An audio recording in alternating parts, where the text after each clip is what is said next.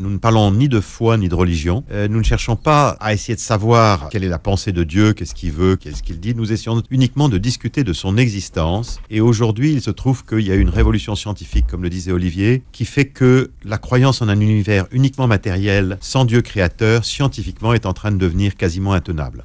Alors, Voilà. C'est une des découvertes de votre livre, et une des preuves que Dieu existe, justement, c'est que l'univers ne soit pas éternel. Oui, tout à fait. Effectivement, si on se Parce que replace... vous l'avez dit vite. Je l'ai dit vite, on va revenir. Parce que c'est central comme idée. Oui, tout à fait. Si on se place hier, il y a 100 ans. 100 ans dans l'histoire des idées, c'est très très peu de temps.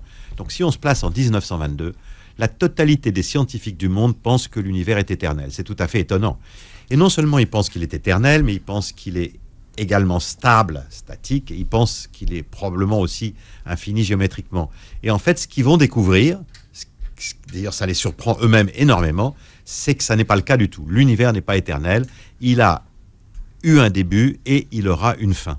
Et voilà, et ça a été un choc, si on peut dire. C'est pour ça qu'on a appelé d'ailleurs sous-traité notre livre avec l'aube d'une révolution. C'est que c'est un peu l'aube d'une révolution. Les gens ont découvert le contraire de ce qu'ils imaginaient. Alors ça c'est très important parce que, comme le disait Michel-Yves, dans toutes les visions athées du monde, depuis on peut remonter aux Grecs, chez Parménide, Démocrite ou les Romains, Lucrèce, jusqu'à Hitler, Staline, Mao, tout ça, en passant par tous les philosophes athées de tous les temps, du passé, ils ont tous toujours pensé que la matière était là depuis toujours, d'une manière ou d'une autre. Et c'était une constante, donc. Et là, on peut dire aujourd'hui que ça, d'un point de vue scientifique, c'est plus possible. On peut plus croire ça, parce qu'il y a eu un début, autant à l'espace et à la matière. On le sait de diverses manières, on le sait par le raisonnement, mais on le sait aussi par la thermodynamique, par la cosmologie, et le Big Bang est une bonne illustration de ce début, qui a eu lieu à un moment, donc un début du temps, de l'espace et de la matière qui sont liés. Ça, c'est très important. La science, Einstein nous a fait comprendre que le temps, l'espace et la matière ne peuvent pas exister indépendamment l'un des deux autres. On ne peut pas avoir l'un sans les deux autres. Parce que les idées sont pas tellement complexes. En fait, ce qu'on a découvert, en plus du fait que l'univers avait un début et une fin, ça c'est déjà en soi un très gros problème, on a découvert également que l'univers dépendait de réglages nombreux, ce qu'on appelle des constantes, des paramètres, que ces paramètres... Des réglages fins. Des réglages fins, c'est ces comme paramètres... du papier à musique, d'ailleurs, c'est écrit. Voilà, c'est tout à fait extraordinaire. C'est-à-dire que ces réglages fins, ce sont des nombres qui ont parfois 10, 12, 15, 20 chiffres les uns après les autres. Et si on change le 10e, le 12e ou le 15e de ces chiffres, eh bien l'univers se casse la gueule. Donc, c'est tout à fait extraordinaire. Notre univers est infiniment improbable. Si on changeait la vitesse de la lumière d'un tant soit peu, le monde n'existerait plus. Si la vitesse d'expansion du début de l'univers était changée un tant soit peu, le monde n'existerait plus non plus. Donc, ça n'est pas soluble, on ne peut pas mettre ça avec le hasard, ça ne colle pas avec le hasard. Et vous répondez très bien dans le livre, est-ce qu'il y a quelqu'un qui le règle ou est-ce qu'il s'auto-règle? D'ailleurs, il y a toute l'explication qui va avec. Exactement. Voilà. C'est-à-dire que les nombres, il y en a 20 ou 30, plus exactement une trentaine. Il y a un glossaire à la fin, d'ailleurs, j'invite les gens, il y a de très bons glossaires à la fin sur les nombres, et c'est très bien fait. Ouais. Imaginez, vous voulez faire décoller un 747, vous avez 30 compteurs en face de vous, et vous savez qu'il peut décoller que si vous mettez chaque cadran exactement sur le bon chiffre à un 10 millième de réglage près. Est-ce que vous pensez que ça peut être par hasard que les 30 cadrans se mettent sur le bon truc pour que l'avion décolle? Eh bien, l'univers ne peut pas décoller, c'est-à-dire qu'il ne peut pas produire des atomes stables ou des étoiles qui brûlent 10 milliards d'années ou la vie complexe s'il n'y a pas des réglages de ce type-là, en physique, mais en biologie, c'est encore plus fou. Parce que les réglages de la physique sont relativement connus, on en parle depuis très longtemps, depuis 20 ans, 30 ans, de ces réglages fins des 30 constantes de l'univers. Mais on a eu beaucoup de plaisir à écrire un chapitre sur la biologie avec des grands spécialistes, qui est à mon avis stupéfiant, parce qu'on se rend compte qu'en plus des réglages de la physique, vous avez des réglages au niveau de la biologie pour que la vie puisse émerger qui sont faramineux.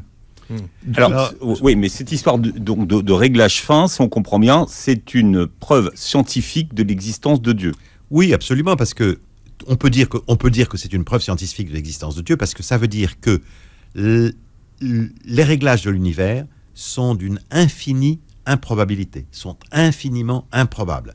Donc pour que l'univers, si Dieu n'existe pas, la seule loi, c'est le hasard et la nécessité. C'est la seule loi de l'univers si Dieu n'existe pas.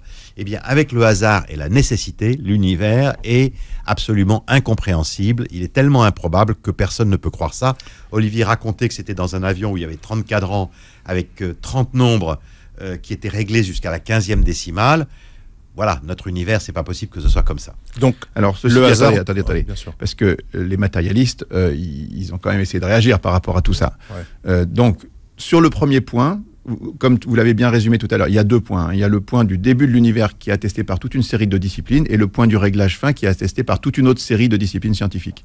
La question, c'est est-ce que ce sont des preuves? Alors, si on prend le premier point il est extrêmement simple.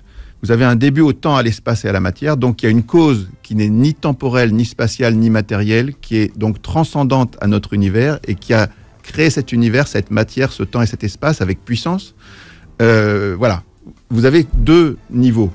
Alors, si vous êtes un athée, vous devez contester l'un des 2 niveaux. Vous devez dire, alors, il n'y a pas de début à l'univers, ça devient très très compliqué aujourd'hui. Ou alors, vous devez dire, il n'y a pas de cause, ça s'est fait tout seul, sans une cause.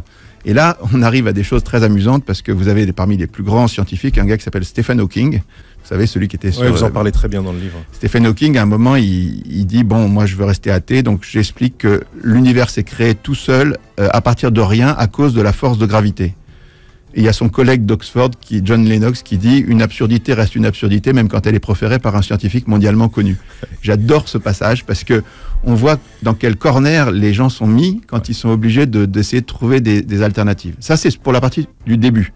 Alors, sur la partie du réglage, on arrive à des chiffres faramineux, une chance sur 10 puissance 60 que ce soit réglé comme ça en matière physique et une chance sur 10 puissance 340 000 en matière biologique. On a un seul objet, le livre n'a qu'un seul objet, c'est d'essayer de montrer aux gens qui s'intéressent à cette question qu'aujourd'hui on peut considérer que le matérialisme est une croyance, que c'est devenu une croyance irrationnelle et que ce qui est rationnel aujourd'hui, ce qui est le bon sens et la normale, c'est de croire qu'il y a un Dieu créateur.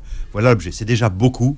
Et nous nous arrêtons là. Après, voilà, un Dieu créateur que vous ne nommez pas d'ailleurs. Non, tout à fait. Non, c'est universel. Là aussi, c'est un autre sujet.